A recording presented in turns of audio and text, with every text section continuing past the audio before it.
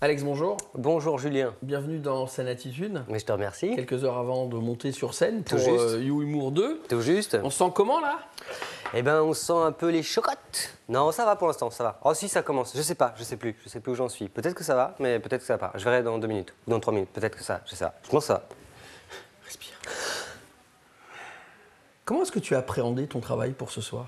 Pour ce soir? C'est 20 minutes de spectacle. Ouais, c'est une galère, ouais. Comment t'as réécrit? Comment t'as bossé là-dessus? J'aimerais bien pouvoir te répondre. Comment j'ai...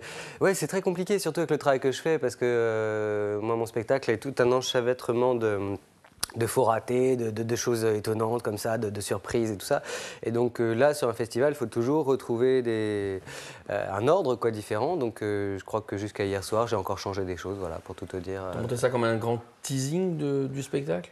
Une grande bande-annonce? Non, une petite histoire Ouais. de mon personnage de fou qui vient passer ce festival. Donc au début, ça se passe très très bien. Et puis voilà, je vais amener tranquillement les gens dans mon univers. Je pense que je vais au début commencer avec des choses plus soft, plus classiques. Et puis petit à petit, voilà, c'est le pari que je fais. Mais je vais essayer de m'amuser, tu vois. Ouais. Moi, je viens pour faire... Ça a commencé quand? Déjà petit, tu aimais amuser? Et tout C'est le genre à de fait. question qu'on pose à chaque fois. Et en plus, c'est vrai parce que j'ai une belle réponse à apporter à ça, qui est une histoire vraie.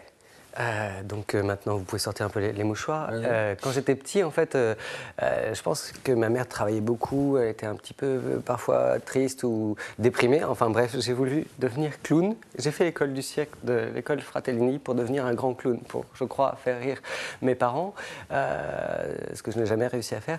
Et puis, et voilà, on a dû arrêter au bout de 2-3 ans parce que financièrement, c'était cher l'école de Fratellini. Donc ouais, effectivement, c'est un rêve d'enfant de devenir clown. Et après, je suis passé par la comédie.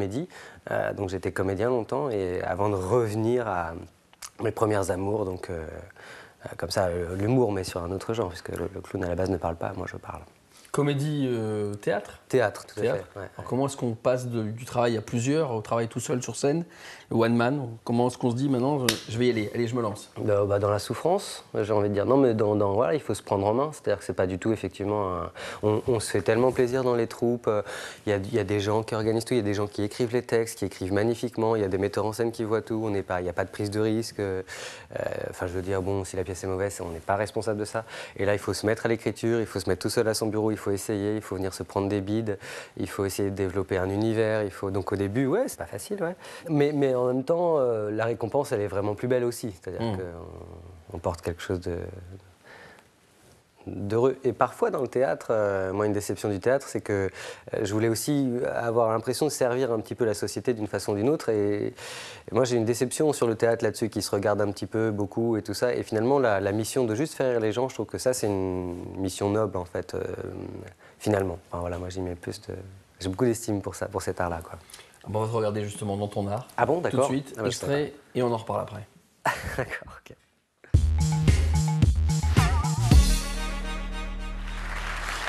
Waouh, waouh, waouh, c'est waouh, la cité des congrès, oh là là, incroyable, ah, formidable, avec des artistes extraordinaires et tout, le beau temps là depuis 15 jours qui vient de se terminer.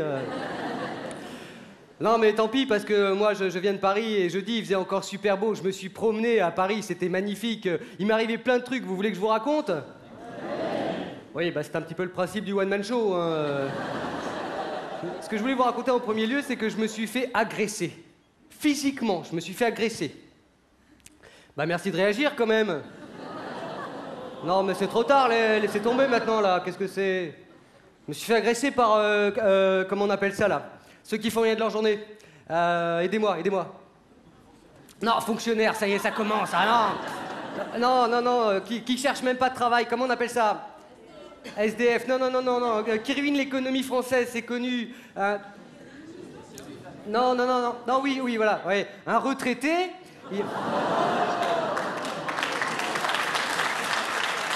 Qu'est-ce qui se passe? Il y a des réactions là. Il y a des vieux ce soir dans la salle ou Tiens, allume-moi la salle là que je vois un peu la tête des gens. Ah ouais, dis donc, ah ouais, carrément.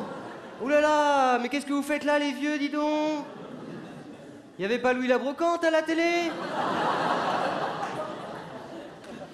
Non, le type est arrivé dans le métro, quoi, dans le métro. Attends, je veux juste voir un peu, il n'y a pas des... Ouh, oui, d'accord, d'accord. Non, non, je plaisante, évidemment, j'aime bien traiter de la difficulté de communication intergénérationnelle. Vous, monsieur, vous semblez être le doyen de la soirée ce soir. Est-ce que vous trouvez franchement qu'il y a autant de respect qu'avant? Non, eh ben je suis d'accord, monsieur le dit, je suis d'accord. Aujourd'hui, les vieux ne respectent plus du tout les jeunes. Alors, moi, le type est arrivé dans le bus, il commence à me dire « Excusez-moi, jeune homme, vous pourriez me laisser la place, s'il vous plaît, je suis fatigué. » Alors je lui dis « Dis donc, fatigué de quoi ?»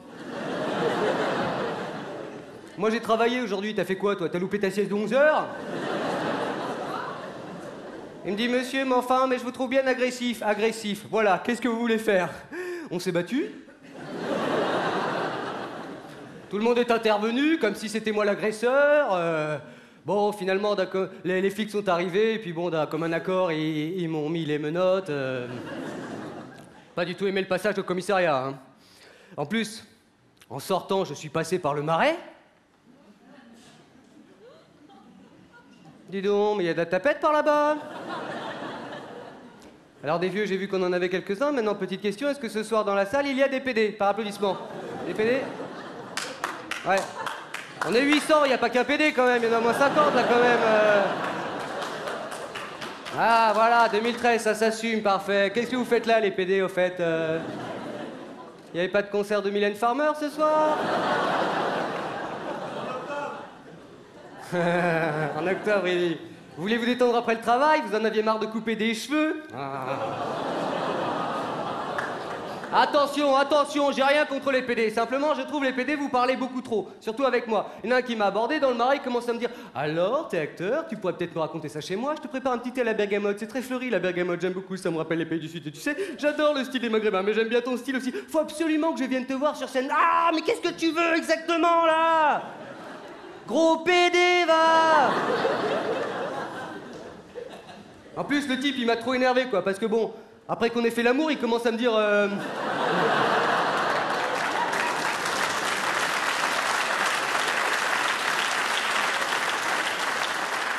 Il commence à me dire, oh là là, j'ai transpiré, ça me fait des auréoles, comment je vais faire? Il faut que j'appelle maman, ou alors j'ai peut-être plus de vanille. Mais arrête de faire la tapette, bordel! On est des bonhommes quand même, il faut regarder du foot, il faut... Ah, puis tu m'énerves là, rebaisse-moi ce slip, j'ai encore envie. Bien, alors vous l'aurez compris, je suis un artiste qui dénonce, un artiste qui dérange, hein, pardon pour les autres artistes de ce soir, mais j'en ai un petit peu marre, moi, des humoristes qui montent sur scène pour dire « Et moi, regardez-moi, et moi, et moi, il y en a qu'un qui le fait pas à Paris, ça. C'est moi, donc je veux dire, c'est pas compliqué. » Tu as déjà commencé à répondre à la question que je vais te poser maintenant. Est-ce que tu travailles tout seul? Tu nous as dit, on s'assoit tout seul face à son bureau et on écrit. J'ai commencé tout seul et puis très vite on se rend compte que quand on a un ping-pong c'est mieux quand même et donc il y a une metteur en scène, une femme qui m'accompagne dans ce travail comme un regard extérieur, comme ça un mur comme ça avec lequel on peut jouer au ping-pong justement, rebondir, ouais c'est plus facile, ouais, tout à fait. Ouais. Mais j'ai pas un auteur. D'accord. Voilà, je suis assez maître de ce que je fais, disons. Qui t'a influencé? En fait, c'est la question des étiquettes. Ouais, c'est insupportable parce que... ouais, c'est insupportable. J'ai presque pas envie de répondre à ces questions, en fait. Parce que, d'abord, les influences, elles sont multiples, en fait, tu vois. Et parfois, elles viennent pas de l'humour. Après, dans l'humour, moi, j'aime les gens qui amènent du jeu, en fait. Hein, c'est parce que je suis un amoureux du jeu. Donc, des Dupontel, par exemple. Voilà, je trouve qu'eux, ils amenaient une vraie densité. Moi, j'aime bien des gens comme François Lambrouille. En Belgique, ouais. Pour voilà, le côté un peu noir, c'est-à-dire que parfois, moi, j'ai des prises de risque de mon spectacle où je joue le sale con, vraiment, le gros connard, un peu comme lui. Comme lui. Mais sauf que je suis en face à face avec le public, donc ça peut le déstabiliser, ça peut l'étonner. Il peut être parfois dans l'incompréhension quand j'amène mal les choses. Mais bon, je trouve ça intéressant. Voilà, j'aime bien un petit peu déplacer les codes. Donc, bon, il y a des artistes fascinants aux États-Unis comme Andy Kaufman, des gens comme ça qui influencent beaucoup de gens, des gens comme François Rollin, parce que je suis un amoureux de l'absurde aussi. Et puis des gens qui sortent des sentiers battus en général, voilà. Les projets? Les projets dans ma tête ou les vrais projets? Les vrais projets, et dans ta tête aussi. Parce que les vrais projets, si, non, mais c'est de développer mon spectacle, de continuer de se faire connaître, de continuer d'avancer, d'étoffer un univers qui soit le mien et tout ça. Donc non, c'est beaucoup un travail artisanal en fait. Mon projet il se situe beaucoup là-dessus et puis j'ai envie d'aller plus loin dans le personnage, dans un personnage de loser, de l'humour. Et donc je vais monter une série web pour le faire connaître. Voilà, c'est ça mes projets. On te souhaite plein de bonnes choses. Écoute, sympa. Pour les projets dans la tête et les autres. D'accord. Et à très vite sur YouMour. Avec plaisir.